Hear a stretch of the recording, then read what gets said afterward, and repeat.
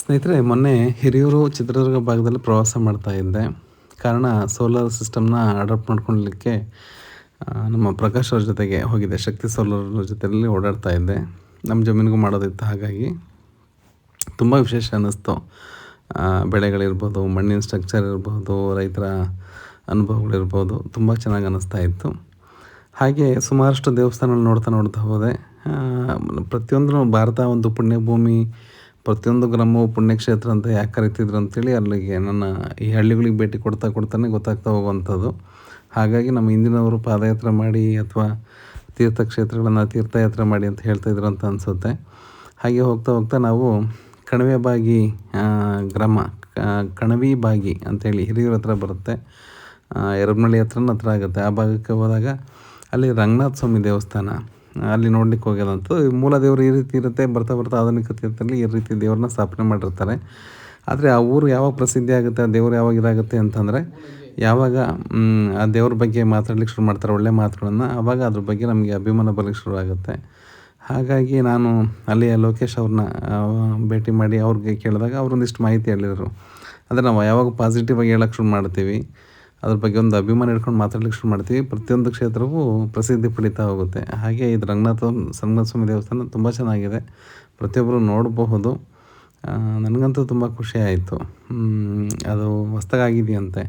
ನಮ್ಮ ರಂಗಣ್ಣರವರು 2 ಎಕರೆ ಜಮೀನು ಕೊಡಿಸಿದಾರಂತೆ ದೇವಸ್ಥಾನದ ಒಕ್ಕಲಂತ. ಅವರು ಸಹ ಎಲ್ಲ ದಶಾವತಾರಗಳ ಬಗ್ಗೆ ಮಾಹಿತಿ ಇದೆ. ಅಂದರೆ ಚಿತ್ರಗಳ ಮೂಲಕ, ಅಂದರೆ ಗೊಂಬೆಗಳನ್ನು ಮಾಡಿದ್ದಾರೆ, ಸುಂದರವಾದ ಗೋಪುರಗಳನ್ನು ಕಟ್ಟಿದ್ದಾರೆ, ಅನ್ನೋದು ಸಹ ಆಗುತ್ತಂತೆ, ಏಕಾದಶಿ ಆಗುತ್ತೆ. ಹೀಗೆ ತುಂಬ ಅಭಿಮಾನದಿಂದ ಅವ್ರು ಹೇಳ್ತಾಯಿದ್ರು. ಹಾಗಾಗಿ ನಾನ್ಯಾಕೆ ಅದ್ರ ಬಗ್ಗೆ ಒಂದು ವಿಡಿಯೋ ಮಾಡಬಾರ್ದು ಅಂತ ಅನ್ನಿಸ್ತಾ ಹಾಗಾಗಿ ಮಾಡ್ತಾಯಿದ್ದೀನಿ. ನೆಕ್ಸ್ಟು ಅದ್ರ ಬಗ್ಗೆ ಲೋಕೇಶ್ ಸರ್ ಅವರೇ ಮಾಹಿತಿ ಕೊಡ್ತಾ ಹೋಗ್ತಾರೆ. ಹಾಗಾಗಿ ಅದನ್ನು ಕೇಳ್ಕೊಂಡು ಬರೋಣ. ನೋಡಿ ಎಷ್ಟು ಚೆನ್ನಾಗಿದೆ ಅಂತ ಹೇಳಿ. ಎಲ್ಲಿಂದ ಇಲ್ಲಿಗೆ ಹೋದ್ರೆ ಒಂದು ದೊಡ್ಡ ಬಯಲೇ ಕಾಣಿಸುತ್ತೆ. ನಿಮ್ಗೆ ದೇವಸ್ಥಾನದ ಹತ್ರ ನಿಂತ್ಕೊಂಡು ನೋಡಿದರೆ ಇಷ್ಟೆಲ್ಲ ಸಾವಿರಾರು ಎಕರೆ ಜಮೀನು, ಲಕ್ಷಾಂತರ ಎಕರೆ ಜಮೀನುಗಳು ಕಾಣಿಸ್ಲಿಕ್ಕೆ ಶುರು ಆಗುತ್ತೆ. ಬಯಲು ಸೀಮೆ ಅನ್ನೋದು ಇದಕ್ಕೆ ಅಂತಲೇ ಅನಿಸುತ್ತೆ.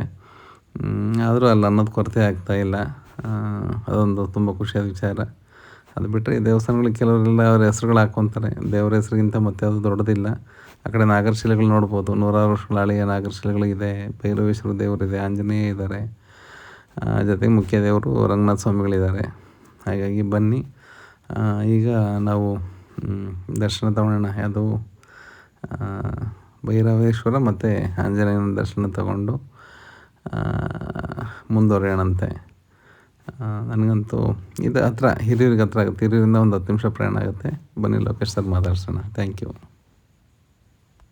ದೇವಸ್ಥಾನ ಅಂದರೆ ಮೂಲ ಅಂದರೆ ಏನಂದ್ರೆ ನಿಮ್ಗೆ ಅದ್ರ ಬಗ್ಗೆ ಗೊತ್ತಿದೆಯಾ ಅಂತ ಸರ್? ಭಾಳ ಪುರಾತನ ದೇವಸ್ಥಾನ, ನಮಗೆ ಗೊತ್ತಿದ್ದಂಗೆ. ಭಾಳ ಚಿಕ್ಕದಿತ್ತು ಗರ್ಭಗುಡಿ. ನಮ್ಮ ತಾತರು ಅವಾಗ ಭಾಳ ದಿವಸದಿಂದ ಅದರಿಂದ ಗೊತ್ತಿಲ್ಲ ಕತೆ. ಇದನ್ನ ದೇವಸ್ಥಾನ ಹೊಸ್ದಾಗಿ ಕಟ್ಟಿಸಿದ ಮೇಲೆ ಚೆನ್ನಾಗಿ ಇಂಪ್ರೂವ್ ಆಯಿತು. ಇದನ್ನು ಕೊಟ್ಟಿಗೆ ದೇವೇಂದ್ರಪ್ಪ ಅಮ್ಮವರು ಒಬ್ಬರೇ ಕಟ್ಟಿಸಿರು ದೇವಸ್ಥಾನ ಪೂರ.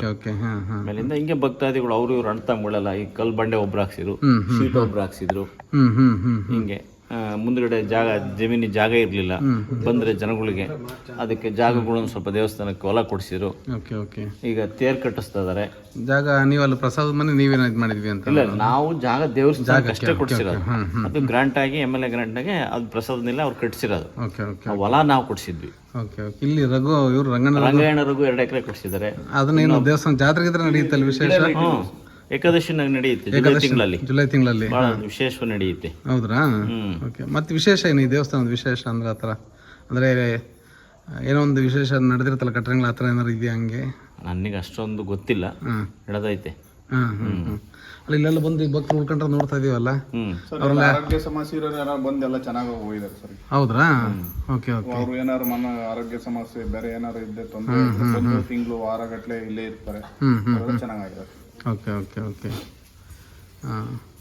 ಈ ಊರು ಕಳವಿ ಭಾಗ ಇದನ್ನ ಕಳವಿಬಾಗಿ. Okay okay. ಗುಡ್ಡದ ರಂಗನಾಥ ಸ್ವಾಮಿ, ಗುಡ್ಡದ ರಂಗನಾಥ ಸ್ವಾಮಿ ಅಂತೇಳಿ. ಇದಕ್ಕೆ ರಂಗಪ್ಪ ಅಂತಾರೆ, ಗುಡ್ಡದ ರಂಗಪ್ಪ ಅಂತಾರೆ, ರಂಗನಾಥ ಸ್ವಾಮಿ ಅಂತಾರೆ. ನಮ್ಮ ಕ್ಯಾಶುವಲ್ ಆಗಿ ಎಲ್ಲರೂ ಕರೆಯೋದು ರಂಗಪ್ಪನ ದೇವಸ್ಥಾನಕ್ಕೆ ಹೋಗ್ತೀವಿ. ರಂಗಪ್ಪನ ದೇವಸ್ಥಾನ ಮ್ಯಾಗಳ ಗುಡಿ, ಅದು ಊರಗಳ ಗುಡಿ. ಊರಳದ ಉದ್ಭವ ಮೂರ್ತಿ ಅಲ್ಲ ಇದು? ಉದ್ಭವ ಮೂರ್ತಿ, ಅದು ಉತ್ಸವ ಮೂರ್ತಿ. ಅಲ್ಲಿ ಉತ್ಸವ ಮೂರ್ತಿ, ಇದು ಉದ್ಭವ ಮೂರ್ತಿ. Okay okay okay.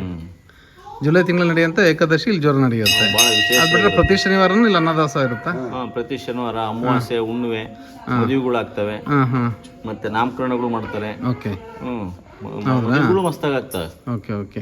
ಇದು ಮೂಲತಃ ಇದ್ರ ಒಕ್ಕಲು ಆ ಥರ ಅಂದರೆ ಹೆಂಗೆ ಅಂತ ಅಂದ್ರೆ ಅಲ್ಲಿ ಇಲ್ಲಿ ನಡ್ಕೊಳ್ಳೋಂಥ ಒಕ್ಕಲುಗಳು ಅಂದರೆ ಪರ್ಟಿಕ್ಯುಲರ್ ಇಂಥ ಕ್ಯಾಸ್ಟ್ ಆ ಥರದವ್ರು ಜಾಸ್ತಿ ನಮ್ಮ ಒಕ್ಕಲಿಗರೇ ಜಾಸ್ತಿ ಇಲ್ಲಿ. Okay okay. ಬೇರೆ ಎಲ್ಲರೂ ನಡ್ಕೊಂತಾರೆ, ಬಟ್ ಅಣ್ಣತಮ್ಮಗಳು ಇರೋದು ಒಕ್ಕಲಿಗರು ನಂದೇ ಅಂತ ಒಳಕಲ್ಲಾರು, ಒಳ್ಕಲರ್. Okay okay. ಬೇರೆ ಯಾರು ಇಲ್ಲ. ಹಾಂ ಹಾಂ ಹಾಂ. ಎಲ್ಲಾರು ನಡ್ಕೊಂತಾರೆ. ಹ್ಮ್ ನಮ್ಮ ಒಕ್ಕಲಿಗರು ಅಂತ ಏನಲ್ಲ, ಎಲ್ಲಾ ದೇವಸ್ಥಾನದ ನಡ್ಕೊಂಡು ಬರ್ತಾರೆ ಹೋಗ್ತಾರೆ. ಬಟ್ ಅಣ್ಣತಮ್ಮಗಳಾಗಿರೋದು ನಮ್ಮ ಒಕ್ಕಲಿಗರು ಒಳಕಲ್ಲಾರು. ಈ ಗ್ರಾಮದಲ್ಲಿ ಇರೋಂಥವ್ರೇನೆ ಅಥವಾ ಬೇರೆ ಕಡೆನೂ ಇದ್ದಾರೆ. ಹಾಂ ಹಾಂ ಹಾಂ. ಬೇರೆ ಕಡೆ ಎಲ್ಲ ಅಣ್ಣತಮ್ಮಗಳು ಎಲ್ಲ ಊರಲ್ಲೂ ಇದ್ದಾರೆ. ನಮ್ಮೂರಲ್ಲಿ ಒಂದೇನಲ್ಲ. Okay okay. ನಮ್ಮ ಶಿವಮೊಗ್ಗ ಅರಿಗೇನಲ್ಲಿ ಇದ್ದಾರೆ, ಶಿವಮೊಗ್ಗದ ಒಟ್ಟಿಂಕೊಪ್ಪದಾಗ ಇದ್ದಾರೆ, ಇಲ್ಲಿ ಕೋವಿರೆಟ್ಟಿಲಿ ಇದ್ದಾರೆ, ಕೋವಿರೆಟ್ಟಲ್ಲಿ ಜಾನ್ ಕಲ್ಲರ್ ಇದ್ದಾರೆ, ಕುಂಚಿಟಿಗರಲ್ಲಿ ಹೊದಿಕೆರೆಗದಾರೆ, ಕೊಟ್ಟಿಗೆಗದಾರೆ, ಮಲಪ್ನಳ್ಳಗದಾರೆ, ರಂಗೇನಹಳ್ಳಿ, ಮಾರೇನಹಳ್ಳಿ, ಪಿಡಿಕೋಟೆ, ಸಕ್ರ ಎಲ್ಲ ಕಡೆ ಇದ್ದಾರೆ. ಹೌದ್ರಾ? ತುಮಕೂರು ಗುಬ್ಬಿ ಡಿಸ್ಟಿಕ್, ಗುಬ್ಬಿ ಅದಾರೆ, ತುಮಕೂರು ಡಿಸ್ಟಿಕ್ ಅಲ್ಲಿನೂ ಇದ್ದಾರೆ. ಹೌದ್ರಾ? ಅದು ಅಣ್ಣತಮ್ಮಗಳದ್ದು ಒಂದು ಲೀಸ್ಟೇ ಐತೆ ನಮ್ಮ ಹತ್ರ. ಇಂತಿಂತ ಊರಲ್ಲಿ ಇಂತಿಂತ ಜನ ಇದಾರೆ ಅಂತ ಹೇಳಿ. ಅವ್ರಿಗೆ ಪ್ರತಿ ಏಕಾದಶಿಗೆ 5 ಸೇರ್ ಅಕ್ಕಿ, ಅರ್ಧ ಬೇಳೆ, ಇಷ್ಟು ಅಂತ ಒಂದು ಲಿಸ್ಟ್ ಮಾಡಿದ್ರು. ಅದಕ್ಕೆ ಅವ್ರಿಗೆ ಪಾಂಪ್ಲೆಟ್ಸ್ ಎಲ್ಲ ಕಳಿಸ್ತಾರೆ, ಅವ್ರನ್ನ ಸಲ್ಲಿಸ್ಬೇಕು ಇಲ್ಲಿಗೆ ತಲುಪಿಸ್ತಾರೆ, ಬರ್ತಿರ್ತಾರಲ್ಲ, ಬಂದಾಗ ಅವರೇ ತಾಮಂದ್ ಕೊಟ್ಟು ಹೋಗ್ತಾರೆ. ಓಕೆ. ಅದನ್ನ ಮತ್ತೆ ಇಲ್ಲಿ ದಾಸೋಹಕ್ಕೆ ಉಪಯೋಗಿಸ್ಕೊಂತೀರಾ? ದಾಸೋಹಕ್ಕೆ ಉಪಯೋಗಿಸ್ತೀವಿ. Okay okay okay. ಭಾಳ ಖುಷಿ ಆಯಿತು. ಈ ದೇವಸ್ಥಾನದೆಲ್ಲ ಕನ್ಸ್ಟ್ರಕ್ಷನ್ ಮಾಡಿದ್ದೆಲ್ಲ ಅಂದರೆ ಶಿಲ್ಪಿಗಳು ಆ ಥರ ಏನೋ ಇದ್ದಾರೆ ಅದು ಮಾಡಿದ್ದು ನಿಮಗೆ? ಯಾರೆಲ್ಲ ತಮಿಳ್ನಾಡಿಂದ ಬಂದಿದ್ರು. ತಮಿಳ್ನಾಡಿಂದ ಬಂದಿದ್ರು. ಯಾಕಂದರೆ ಅಲ್ಲಿ ದಶಾವತಾರದಲ್ಲಿ ಭಾಳ ಚೆನ್ನಾಗಿ ಮಾಡಿದ್ರು, ಅದಕ್ಕೆ ಕೇಳಿದೆ.